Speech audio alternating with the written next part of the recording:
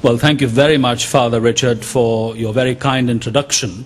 I have, as I have listened to the debates, both yesterday and today, revised a little about what I intend to say, with the permission of those who are organizing things here. It seems to me that we have been faced with a number of very difficult issues without having first considered how these issues have arisen. And so I think a little bit of a historical perspective might be profitable for us in our further discussion, so that we can understand why certain things have arisen in the course of history and why they are important today, or indeed unimportant today. So I want to begin with a little of that, and to say that it is now increasingly understood that Muhammad, the Prophet of Islam, when he first began his work, found himself in a very significantly Christian and Jewish milieu. This has been known, of course, for a very long time, but recent studies have shown that in comparison, for example, with Arab paganism, with the Jahiliyyah, that in fact the presence of the Jews and the Christians in Arabia at that time was very significant indeed. I will come back to that in a moment. Indeed, Islamic tradition itself tells us that the first signs that there was something special about Muhammad were discerned by Christian monks, and the tradition names them respectively as Bahira and Nastur. You will know that the Prophet of Islam was employed by a woman older than himself, who sent him to trading missions. He was described just now as a tradesman by somebody, into countries like Syria, which of course were wholly Christian countries at that time, and that he had some knowledge of the Christian churches there. And this knowledge is reflected both in the Quran itself, in the very name Quran, by the way, which comes from the Syriac Kiryana, which in the Syriac-speaking churches still means the lectionary, and in many other ways. When he came to marry this woman who had been his employer, the marriage remained monogamous for the time that she was alive, which has given rise to people thinking that this was possibly Christian marriage. Whether it was or not, it is certainly true that Khadija, his wife, had Christian relatives, and some of them, like Waraka bin Nawfal, are mentioned with great honor in the Islamic tradition as people from whom the Prophet of Islam learned something of what he was to do later on. Now, when he began his preaching in Mecca, as you know, there was great opposition to him. And whilst he was protected personally by his uncle Abu Talib, his followers initially were not. And so he decided to send them into exile, and they arrived as refugees in the then Christian empire of Abyssinia, or Ethiopia as we now call it.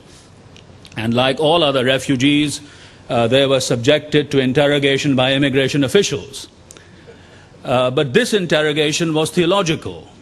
The Ethiopians wanted to know what these followers of Muhammad believed. What had he taught them about Jesus and the Blessed Virgin Mary?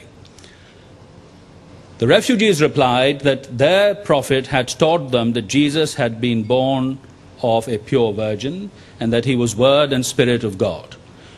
On that basis, they were given refuge in Abyssinia. Many of them, of course, remained there for the rest of their lives, but some returned to Arabia when the Prophet of Islam arrived in Medina, where he became not only the spiritual, but also the temporal, the political leader of that community. Now, very soon after his arrival in Medina, he promulgated something known as the Sahifat al-Medina, the Constitution of Medina, which described the Ummah. The Ummah was mentioned yesterday in Medina as consisting of the two kinds of Muslims, the Ansar, who of course were from Medina itself, and the Muhajirin, who had come either from Mecca or via Ethiopia. But it also consisted of Jews and Christians and pagan Arabs. There was a single Ummah consisting of all of these people who all had equal rights and responsibilities. So when people say to me today that they want an Islamic state here or there, I say to them, will it be an Islamic state like the Constitution of Medina envisaged? And if not, why not? However, these states of affairs did not last very long. And Muhammad was engaged, as you know, in a battle for survival with the pagan Meccans and their allies, and you had to be either for him or against him. And the people who came to be seen initially as against him, on whom suspicion fell of collaborating with the enemy, were the Jewish tribes of Medina. There were three principal tribes, the Banu Qanuqa, the Banu Nadir, and the Banu Qurayza. The first two were exiled because of the suspicion that they were collaborating with Muhammad's enemies. The Qurayza were not so lucky. Their males were brought to a ditch and beheaded one by one, and the women and children were sold into slavery. This is how the Jews of Medina were tamed, if you like. But of course there were many other long-settled Jewish communities in the Arabian Peninsula, and the first to be reduced was the very famous Jewish community of the Khaybar, who were agriculturalists, a flourishing agricultural community. Their fortress was reduced, as I say, and they were left at the Khaybar to continue with their work, provided they paid 50% of their produce as tribute to Medina. This is the first instance of the dhimma, the reduction of a military and political entity to being a tributary of Islam. And this, of course, became very important historically. Now, at the same time, the Prophet of Islam was also dealing with Christians in Arabia. And the most important of these historically is the visit of the delegation of the Christians of Najran to the Prophet in Medina to conclude a treaty with him. They were invited to Medina, they were lodged in the Prophet's mosque, and they were allowed to perform the divine liturgy there. Now this is quite instructive, because if today a non-Muslim tries to go to Mecca or Medina, you are met with road signs saying that you cross that point on pain of death. But that was not actually what Muhammad did himself, certainly with the Christians of Najran. Again, the treaty was concluded on the base of a theological conversation. The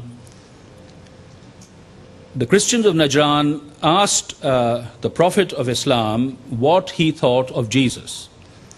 And the Prophet said what the refugees had said earlier, that he thought Jesus was Word and Spirit of God and born of a virgin and so forth. But the Christians of Najran were not satisfied with this answer. They said, but is he God's son? Now the Prophet had denied in his preaching in Mecca that Allah could have daughters, the daughters that were worshipped in Mecca. So how could he now say that he had a son? So he said, no, he is not God's son. To which the Najrani Christians then replied, well, whose son is he? Now you will know that particularly in Semitic terminology, people are understood usually as somebody's son. So Osama bin Laden is Osama, who is the son of Laden, and so forth. So if Jesus was born of a virgin, whose son was he? Muhammad at that time, according to Islamic tradition, did not give a reply, or was not able to give a reply. But later on, two answers are given to this question in the Quran itself. One is that he is Jesus, the son of Mary, Isa ibn Maryam. This was a title earlier used in Jewish-Christian polemic to impugn the legitimacy of Jesus. But of course, in Islam, it is not used like that. It is used as a title of honor, because he is known to have been born of a virgin. He is Jesus, the son of Mary. This is the typical title for Jesus in the Quran. Secondly, the Quran asks a counter question, which is, whose son was Adam? You know, if you're asking me whose son was Jesus, well, who was Adam's father then? And the answer that the Quran gives is that Jesus is like Adam. God said, kun fayakunu. God said, be, and it is. And just as he had created Adam out of nothing, so Jesus was created in Mary's womb by God's creative word and spirit. I mean, that's Islamic Jesuology, if you like. However, the point is that on the basis of this conversation, even though there was no agreement, a treaty was concluded which largely left the Christians of Najran in peace for the rest of the Prophet of Islam's life, for most of it anyway. Towards the end of his life, an embassy was sent to them asking them to convert to Islam. As has been said repeatedly, when the Prophet died, Islam spread very rapidly through what was then the Christian Middle East. You see, the heart of Christianity at that time was not in Western Europe. It was in the Middle East. And one by one, the Christian countries of the Middle East were reduced. Some were abandoned by Christian powers like Byzantium. Damascus, for example, fell because the Byzantine garrison just fled. And Damascus was surrendered to the Muslims by the family Al-Mansur, the family of the one who was to be Saint John of Damascus, perhaps the greatest Christian theologian, well, certainly the greatest Christian theologian of his time, and perhaps of all time. And John of Damascus himself served as a high official under the Umayyad caliphs, as you know. Egypt surrendered because of clerical treachery.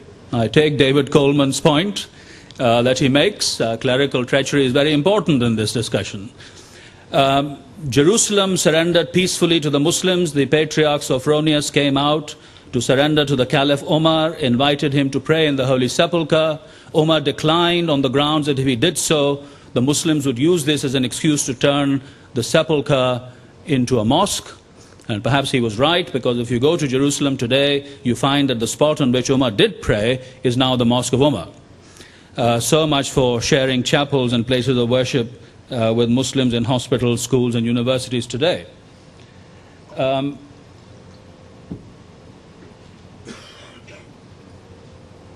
The result of all of this was, first of all, that certain communities were destroyed.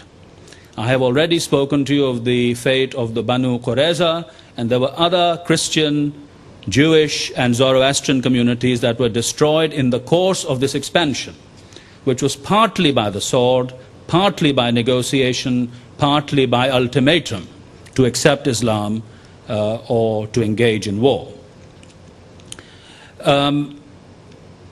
Many communities were dispersed. In the time of the Caliph Umar, a tradition, a hadith, was discovered in which Muhammad is supposed to have said there should be only one religion in Arabia. And because of this, the ancient Jewish and Christian communities of Peninsular Arabia were expelled. The Jews went mainly to settle near Jericho, and the Christians to Iraq. So some of the Christian presence, at any rate, in Iraq dates from that time, particularly in the area around Basra. There was systematic discrimination instituted. The Muslims were a small minority as conquerors in a sea of Christian, Jewish, and Zoroastrian peoples. And to survive, rather like the British in the heyday of their empire, they instituted a systematic discrimination of people around them. Now, eventually, this discrimination took the form of the dhimma. You remember I mentioned the dhimma as first manifested in the case of the Jews of the Khaybar. Now this dhimma was elaborated to regulate the relationships of Muslims to non-Muslims throughout the emergent Islamic empire. This dhimma had certain features to it. The non-Muslims had to pay a special tax. They could not serve in the armed forces or in the higher reaches of the civil service. They could maintain their churches but not build new ones. They had to repair their churches only with the permission of the caliph. Their houses had to be more modest than Muslim houses. They had to wear special dress that marked them out as non-Muslims. They could ride mules and donkeys but not horses, etc. On this condition they were accepted, and I think it is worth pointing out here that the way in which the Dhimma was elaborated when the Sharia was first codified, when fiqh, the different schools of Sharia were first codified, depended very much on the legal tradition that existed in the Middle East at that time. And this legal tradition, surprise, surprise, was derived from the codes of Theodosius and Justinian. So the kinds of systematic discrimination that had been prescribed by Byzantium